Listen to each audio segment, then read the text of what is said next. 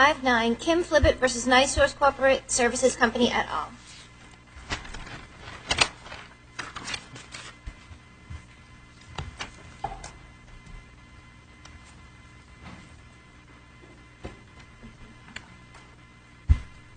Let your counsel get seated.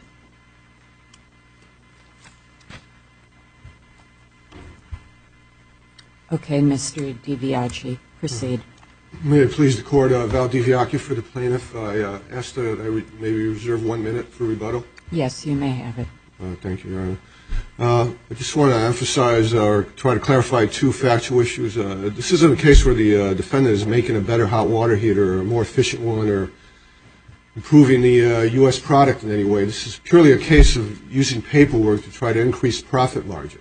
The defendant is well aware that these water heaters are sold cheaper at Sears and whatever the other entities are, and is trying to figure out a way to increase their profit margin, and they did.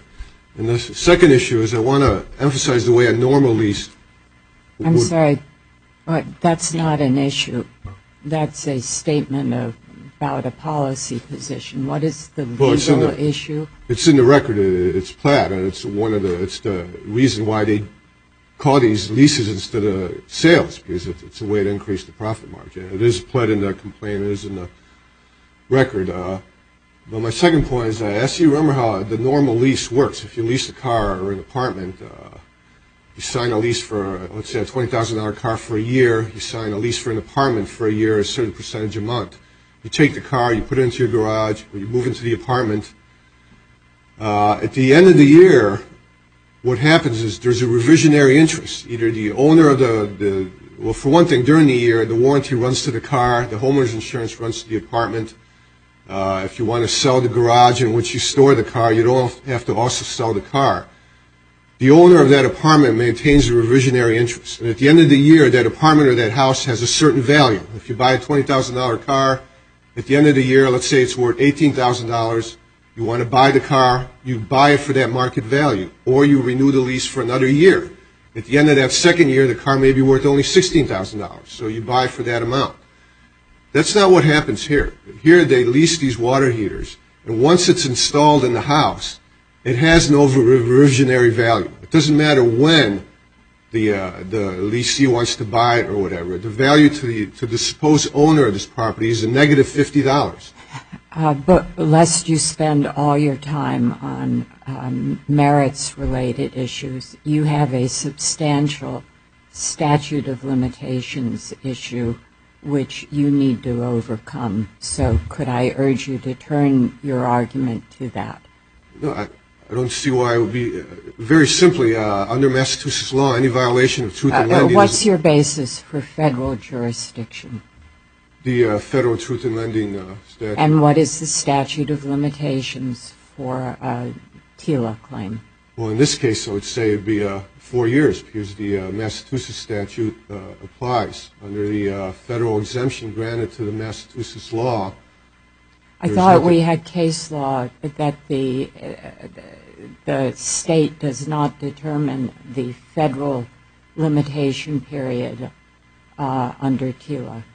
That's for cases in which there was no preemption. There's a preemption in this case. Massachusetts and 2 other states are given preemptions from federal truth in lending. There's no case law that says that does not apply to the limitations provision. The only case I've been able to find was the district court decision by Judge Sorokin that I quote in depth in the brief, and there he does a very in-depth analysis. That's why I quoted it, because I didn't want to paraphrase it.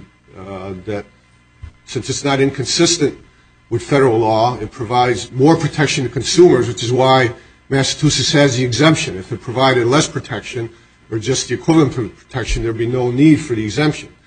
Massachusetts law provides greater protection than being a longer statute of limitations, so the Massachusetts statute of limitations applies. And Judge Sorokin himself cited to a bankruptcy court decision in Massachusetts did the same thing.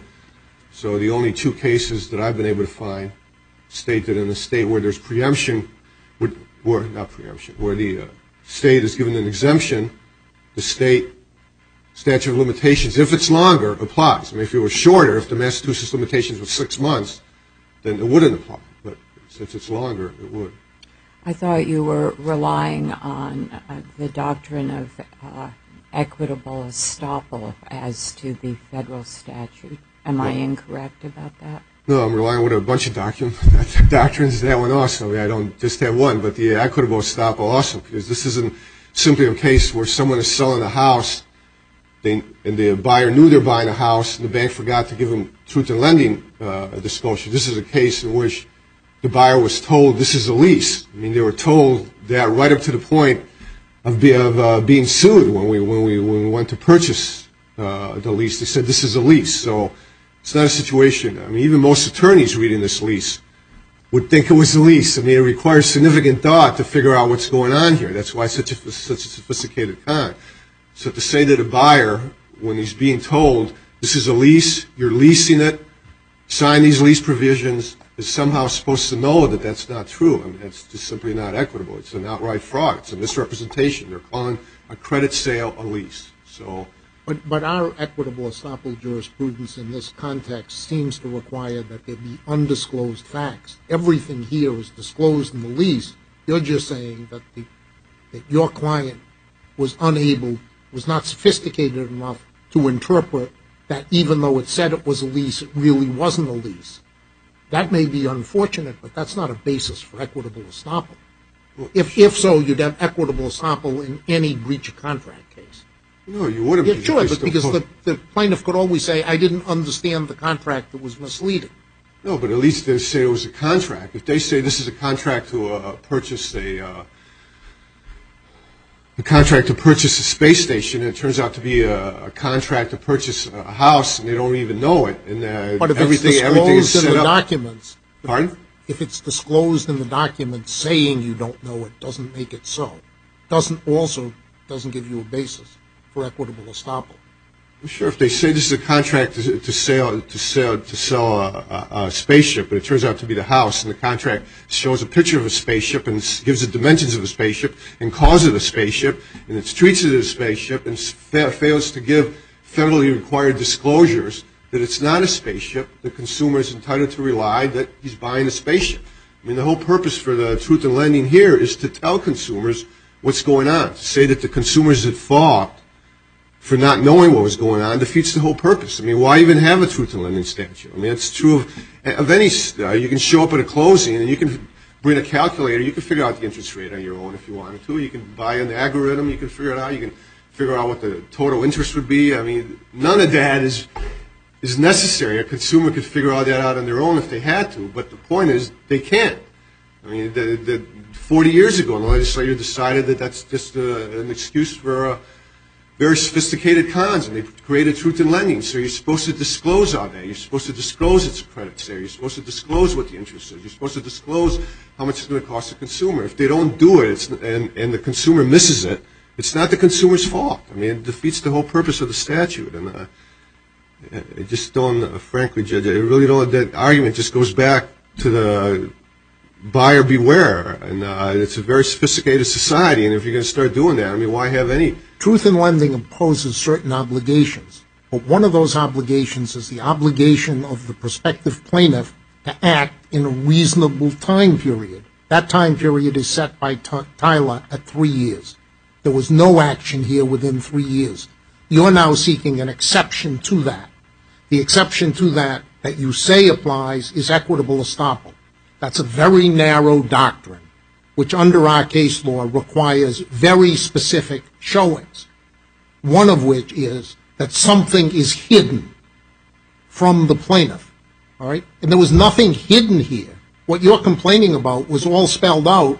You just say that your client wasn't capable of adding it up, or that they mislabeled certain things. They called it a lease. You say they should have called it a credit sale.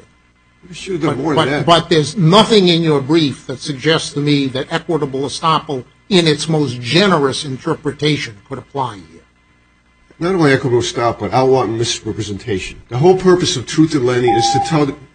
Go ahead, answer the question. The whole purpose of truth in lending is to disclose to the consumer what's going on. It's not to put an obligation on the consumer to look at a small print document that I guarantee you 95 to 99% of attorneys would not be able to interpret themselves and figure out what was going on. Thank you.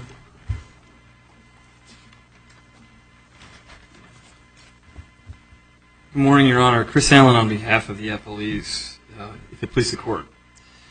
I'd like to start with the statute of limitations piece because that's where Your Honor started. First of all, I think it's clear that it's a one-year statute of limitations, not a three-year statute of limitations. I think it's equally clear that there is no basis for any equitable tolling. The Saloy case, which Justice Salo participated in as well, involved, I think makes this abundantly clear, that involved a mortgage transaction that involved things like negative amortization rates and having to calculate interest on the basis of what the market rate for interest and those kinds of things were. That process was described in the transactional documents in that case, and that was enough for this Court to say that the facts were apparent to the plaintiff in that case. All right, but counsel, assume that the Tyler statute of limitations bars the maintenance of the Tyler account itself. You then have a series of other counts under Massachusetts law. That's correct, Your Honor. Okay, and Massachusetts' statute of limitations is long enough to make this case timely. All right. I think it is for the state law claims, Your Honor, but not for the TILA claims. Yeah, for the state law. Yeah, we're not challenging the statute of limitations as it relates to the state law claims, which were brought under the CCDA, and then sort of a bootstrap claim under Chapter 93A. So you are conceding that that Massachusetts' own statute of limitations applies to the state law claims. Right, but I don't concede that applies to the TILA claim. Okay, no, the TILA claim is different. Yeah. Go ahead. If there is no federal jurisdiction, because it's barred by the statute of limitations, what is the basis for the assertion of jurisdiction over the state law claims? Normally, the district court would dismiss the pendent state law claims, and that's the way I understood this case. Perhaps I misunderstood it. Is there an independent basis for federal jurisdiction over the state law claims? Well, this issue has not been briefed either at this level or the district court level.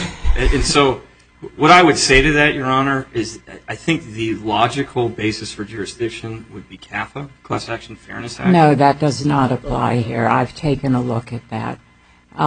We're not anxious to have federal courts decide state law claims, especially complicated ones that involve policy issues. Fair enough, Your Honor. There seems to me to be some attempt in the papers in this case to make out a case for diversity jurisdiction. I realize it's not brief, but I saw some effort at that. Is there a basis for diversity here? You know, candidly, Your Honor, I haven't looked into it because it's never been raised. And obviously we didn't file the lawsuit. There was, as I think Your Honors are aware, there was a parallel state court proceeding that involved a different plaintiff. Yeah, but we're obligated to look at our jurisdiction. I fully appreciate that.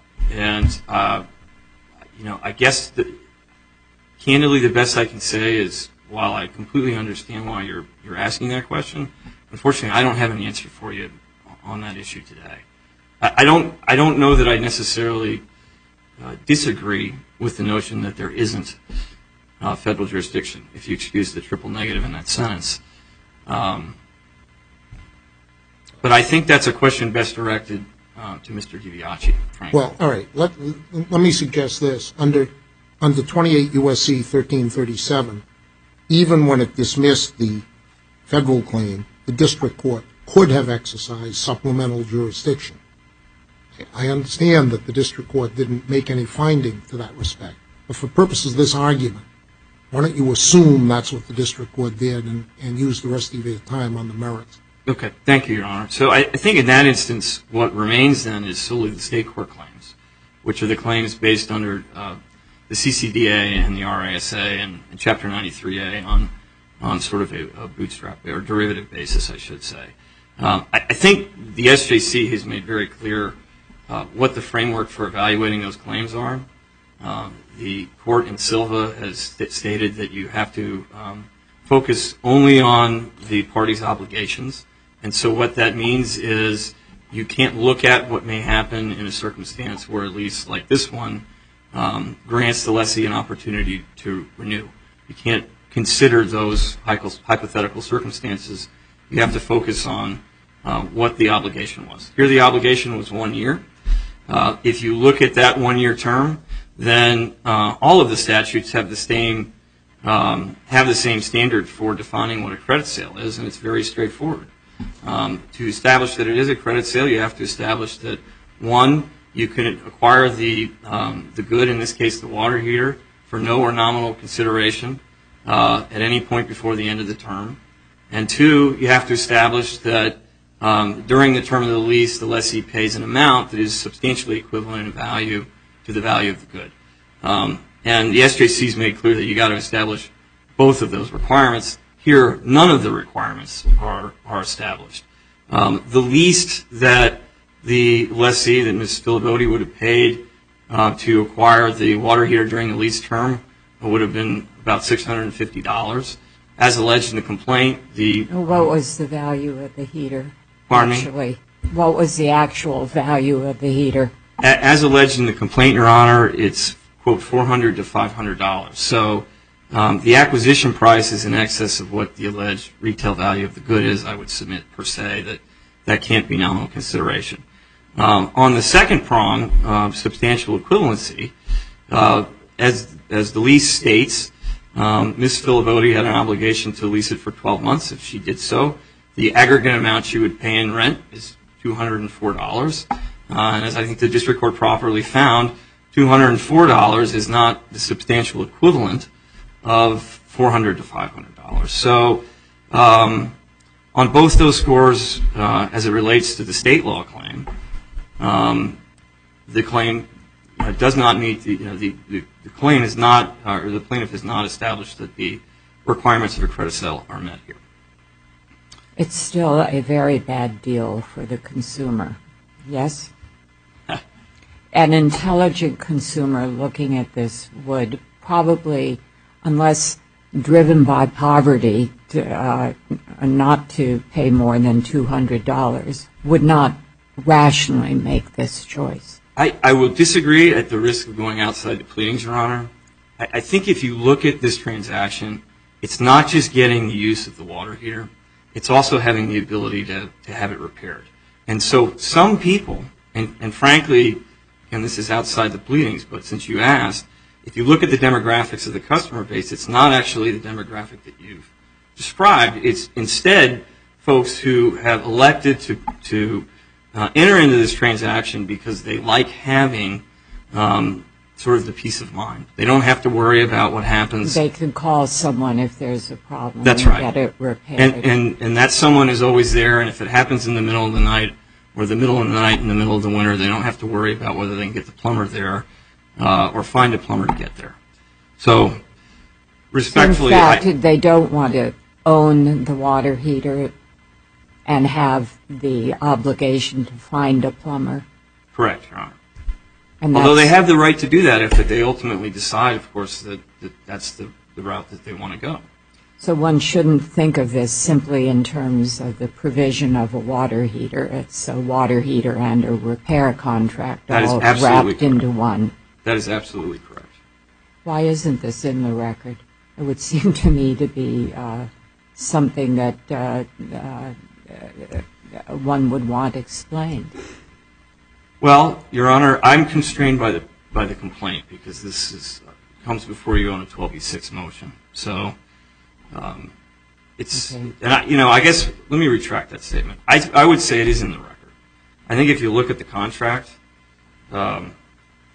this becomes clear by reading the contract. Yes, if you look at, and this is page 123 of the appendix, section 10 of the agreement describes the rights and obligations as it relates to repair and maintenance. Okay. Okay.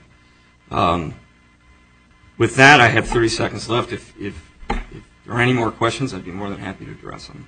Your gift to the court is appreciated. Thank you, Your Honor.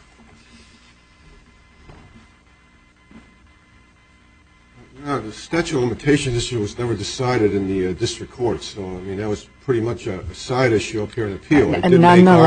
Nonetheless, federal courts, both district and circuit, have an independent obligation to be sure there is federal jurisdiction. Right. Well, there is. Why don't we bypass that momentarily? Judge Selya asked your opponent to bypass it and reach the merits. You've got a minute. Spend your minute on the merits.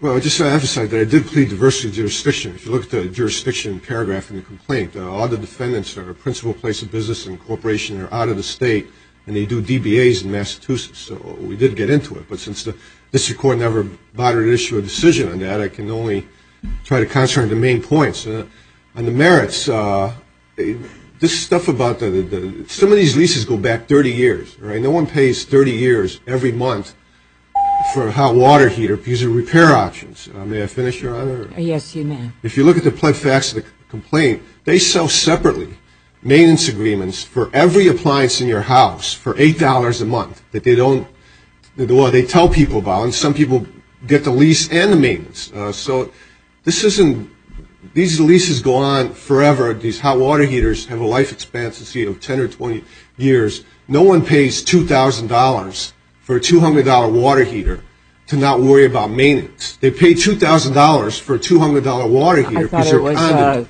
$300 to $400 water heater. No, that includes installation.